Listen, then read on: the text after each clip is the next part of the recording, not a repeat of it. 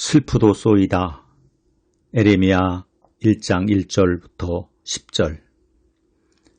원하지 않은 일이 현실이 되는 시대에도 낙심하지 않고 주님만을 바라보는 하늘 백성 위에 주님의 다스림과 섭리가 있기를 빕니다. 사람이 어떤 일을 오랫동안 변함없이 하려면 두 가지 조건이 충족되어야 합니다. 하나는 의미이고 다른 하나는 재미입니다. 세상 일에는 의미는 있는데 재미가 없거나 재미는 있는데 의미가 없는 일들이 많습니다. 의미는 있는데 재미가 없으면 모이기가 어렵고 의미도 없고 재미도 없는 곳에는 사람들이 아예 모이지 않습니다. 의미는 없는데 재미가 있으면 호기심으로 모이게 마련이고 그런 데는 대개 말초신경을 자극하는 모임입니다.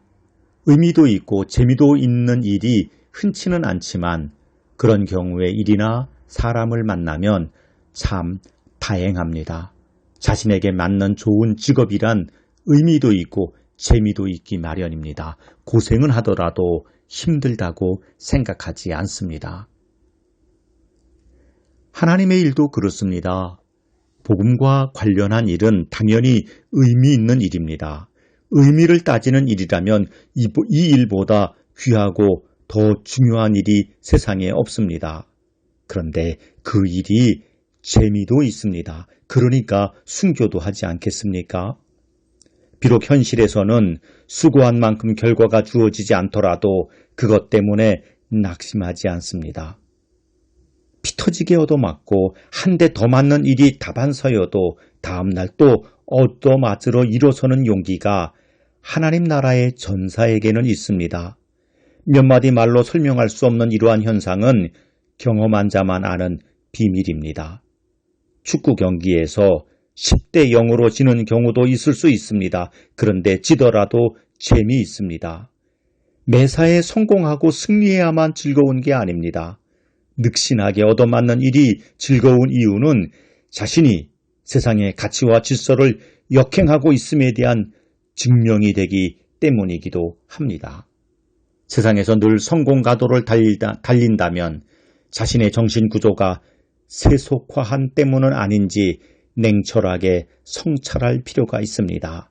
그러니 부자가 되려고 너무 애쓰지 말아야 합니다. 돈은 벌 수 있지만 주님으로부터 멀어질 수 있기 때문입니다. 너무 명예에 목을 맬 필요도 없습니다. 영예를 잃을 수도 있기 때문입니다. 하나님 나라 운동이란 그렇습니다. 이기려고 하는 게 아니라 의미 있어서 하는 일이고 그래서 성패를 떠나 재미도 있습니다. 제사장 가문의 예레미야가 하나님의 부름을 받아 예언자가 되었습니다. 의당 기뻐하고 즐거워할 일입니다. 그런데 에레미야의 반응이 영 다릅니다. 에레미야서 1장 6절 말씀. 내가 이르되 슬프도소이다. 주 여호와여 보소서. 나는 아이라 말할 줄을 알지 못한 아이다. 부름에 임하는 예레미야의 반응이 왜 이럴까요? 그렇습니다. 조국의 절망을 예언하고 백성의 멸망을 선포해야 하는 일이고 보니 하나님의 부름이 반가울 리 없습니다. 선지자란 딱하고 가련한 인생입니다. 그래서 에레미야는 슬픈 선지자입니다. 에레미야는 요시야 13년 주전 627년에 부름을 받아 여호와스, 여호와김, 여호와긴, 시드기야에 이르는 동안 예언자로 활동하였습니다.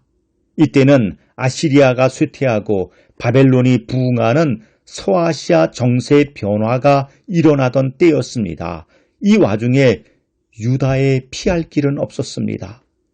이집트와 바벨론 사이를 줄타기하며 살 길을 모색하였지만 결국 여호야김이 바벨론의 반기를 들므로 바벨론에게 주전 586년에 멸망당하여 유다의 많은 백성이 바벨론으로 포로로 잡혀갔습니다.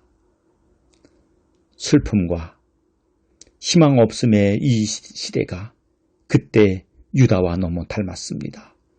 슬프고 고통스럽지만 오늘 저는 예레미야의 영성을 간구합니다.